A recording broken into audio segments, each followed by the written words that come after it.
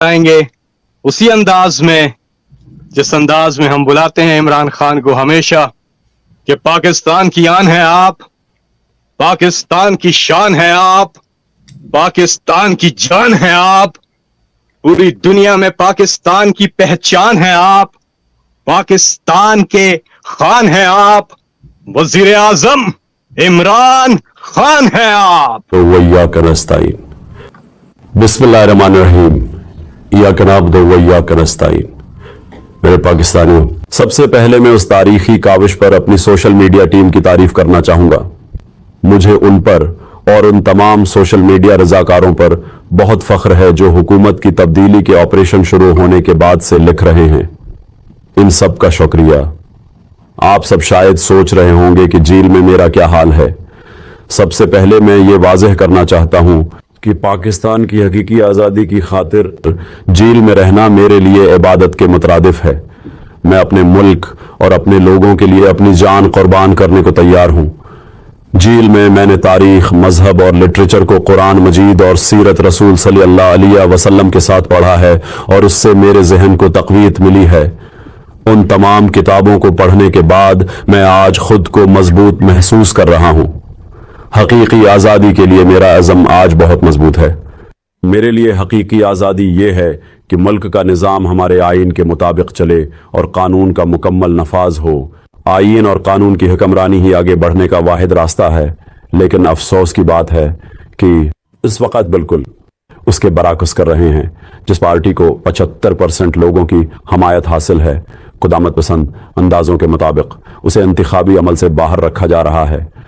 PTI को workers convention या जलसे करने की इजाज़त नहीं। हमारे लोग अगवा हो रहे हैं और उनके अहल खाना को भी हरासा किया जा रहा है। मैं पीटीआई के तमाम रहनुमाओं को खराज तहसीन पेश करता हूं जो इस मकसद के साथ खड़े हैं। तारीख आपकी कुर्बानियों को याद रखेगी। मैं ख़वातीन, खास तौर पर डॉक्टर यास्मीन राशिद, आलिया हमजा सनम जावेद और तैयबा राजा और पीटीआई की तमाम ख़वातीन कारकुनों की बहादुरी से बेहद मुतासिर हूँ। इनकी हिम्मत ने सबको हैरान कर दिया है। दूसरी तरफ लाडला शरीफ के पास लंदन प्लान की वजह से पूरा निज़ाम उनके सामने घटने टेकने पर मजबूर है। पाकिस्तान में हर कोई इस बात से वाकिफ है रियासती इदारों की जानिब से एक भगोड़ा के लिए समझौता किया जा रहा है। जमहूरी इदारे उस लाडले के लिए ताकतवर लोग तबाह कर देते हैं। लेकिन इस लाडले को मालूम होना चाहिए कि वे 8 फरवरी को इलेक्शन हार जाएगा, क्योंकि अवाम की ताकत को कोई नहीं हरा सकता। जब हम कानून की हुक्मरानी करेंगे तो हम पूरी दुनिया से सरमायाकारी हासिल कर सकेंगे। जब हमारी मईशत बेहतर होगी तो हम बहुत से लोगों को गुर्बत से निकाल सकते हैं। हम कोविड के बावजूद 6% तक पहुंच गए और अब इस इम्पोर्टेड निज़ाम ने 0.29% तक ला खड़ा किया है। मैं पाकिस्तान में सबको बताना चाहता हूं कि हमारे ओवरसीज पाकिस्तानी पाकिस्तान का असासा हैं। वो बहुत काबिल लोग हैं जो इस वक्त दूसरे ममालिक में अपना हिस्सा डाल रहे हैं। लेकिन जब हम कानून की हुक्मरानी कायम करेंगे तो वो न सिर्फ पाकिस्तान में सरमायाकारी करेंगे बल्कि इंशाअल्लाह पाकिस्तान वापस आएंगे। 15 लाख पेशावर अफराद मुल्क छोड़ चुके हैं। ब्रेन ड्रेन रूज पर है। यहां तक कि शौकत खानम से कैंसर के माहरीन भी जा रहे हैं। पीटीआई वाहिद जमात है जो कानून की हुक्मरानी की बात कर रही है और उसे समंदर पार पाकिस्तानियों का एतमाद है। उन्होंने पीटीआई हुकूमत के दौरान रिकॉर्ड तरसीलात ज़र भेजे।